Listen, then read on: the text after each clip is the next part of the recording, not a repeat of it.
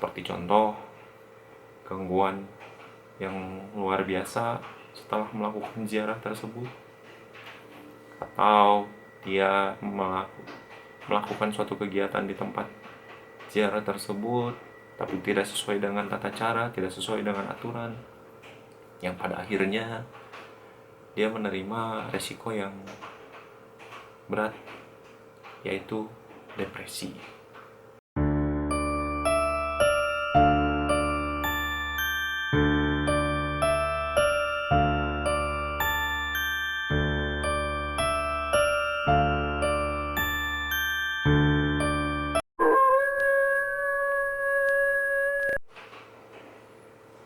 Oke, baik teman-teman, kembali lagi dengan saya Taupan di channel Ngobrol Mistis. Kali ini saya akan berbagi cerita kepada kalian semua tentang sosok laki-laki yang sering mengikuti ziarah atau mendatangi tempat-tempat keramat, tapi dia tidak mengerti dan dia tidak paham tujuannya apa, yang menyebabkan dia mengalami depresi berat. Kali ini cerita yang diangkat berdasarkan kejadian real, tidak ada rekayasa dan benar terjadi.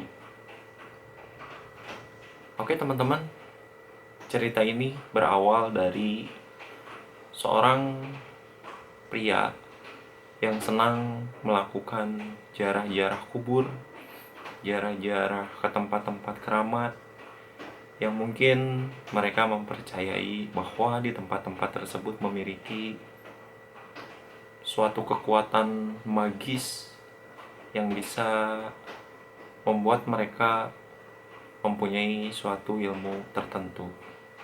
Tentu saja sesuai dengan aturan dan anjuran yang seharusnya dilakukan oleh peziarah. Yang paling utama adalah didampingi oleh orang sering disebut dengan juru kunci. Mungkin saja mereka tidak didampingi oleh juru kunci tersebut, yang akhirnya mereka salah dalam melakukan ritual. Pria ini mengatakan kepada saya, awal mulanya ia mengikuti ziarah-ziarah tersebut hanya menemani teman-temannya untuk mendatangi tempat-tempat tersebut, mengunjungi. Tapi dengan seiring berjalannya waktu, pria tersebut mungkin mempunyai keinginan tertentu atau tujuan-tujuan tertentu yang ingin didapat. Pada awalnya, pria ini melakukan ziarah ke tempat-tempat keramat, melakukan ziarah ke kuburan-kuburan dengan rombongan temannya tersebut. Tapi setelah dia mengerti, paham sedikit akan tata cara, tujuan, dia melakukan ziarah tersebut atau mengunjungi tempat keramat tersebut sendirian. Tentu kalian bisa menduga apa yang terjadi jikalau dia mendatangi tempat keramat tersebut tanpa didampingi dengan juru kunci. Sedikit atau banyak pasti terjadi hal-hal yang tidak diinginkan. Seperti contoh, gangguan yang luar biasa setelah melakukan ziarah tersebut, atau dia melakukan suatu kegiatan di tempat ziarah tersebut tapi tidak sesuai dengan tata cara, tidak sesuai dengan aturan, yang pada akhirnya dia menerima resiko yang berat, yaitu depresi. Sampai-sampai keluarga sendirinya pun menganggap dia itu gila. Keluarganya sering melihat pria tersebut melakukan aktivitas berbicara sendiri, ketawa-tawa sendiri, Bahkan dia merasa ada sosok yang mendampinginya kemanapun dia pergi. Pihak keluarganya mengatakan kepada saya tidak ada satupun anggota keluarganya yang pernah melihat dia didampingi oleh sosok. Pria ini mengatakan kepada saya bahwa sosok tersebutlah yang selama ini mengikuti kemanapun dia pergi. Yang menjadi tanda tanya besar, siapakah sosok tersebut? Tentu kalian bisa menilai tidak mungkin sesosok manusia atau seperti kita pada umumnya menemani dia. Pastilah makhluk-makhluk yang tak kasat mata yang menemaninya. 5 tahun berjalan, pria ini mengalami depresi yang sangat berat. Pada akhirnya, pria ini mengatakan kepada saya bahwa dia sudah tidak kuat dengan hidupnya saat ini. Dia selalu dibayang-bayangi oleh sosok tinggi hitam, matanya besar, merah, menyala. Tanpa saya tahu sosok ini dari mana asalnya, dari mana dia mengikuti pria ini, dan apa maunya dia mengikuti pria ini.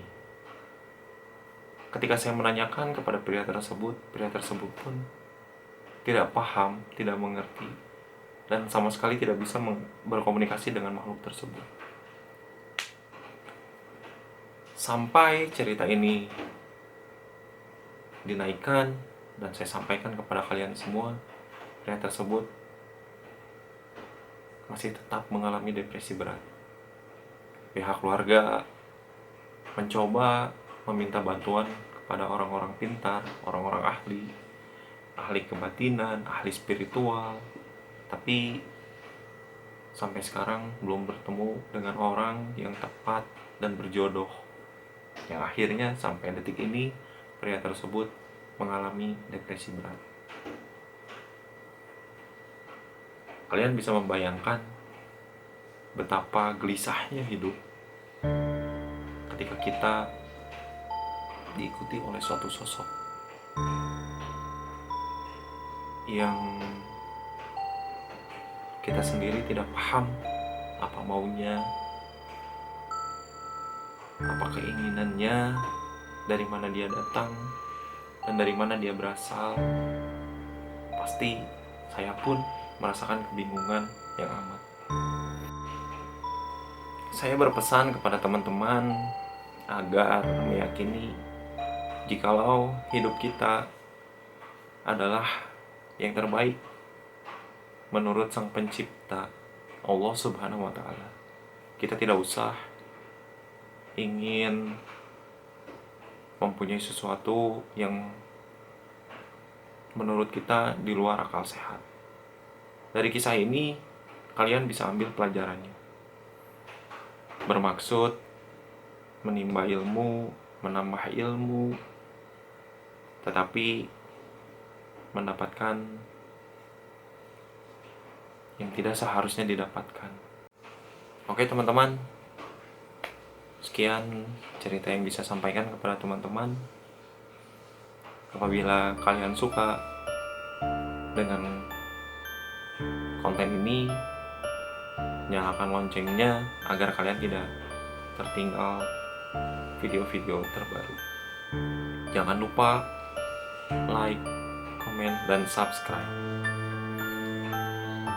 Saksikan terus channel Ngobrol Mistis, karena di episode selanjutnya kita akan coba datangkan seseorang yang bisa menjadi narasumber, yang bisa kita sharing pengalamannya,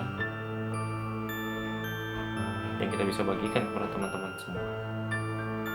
Oke teman-teman, bye, makasih.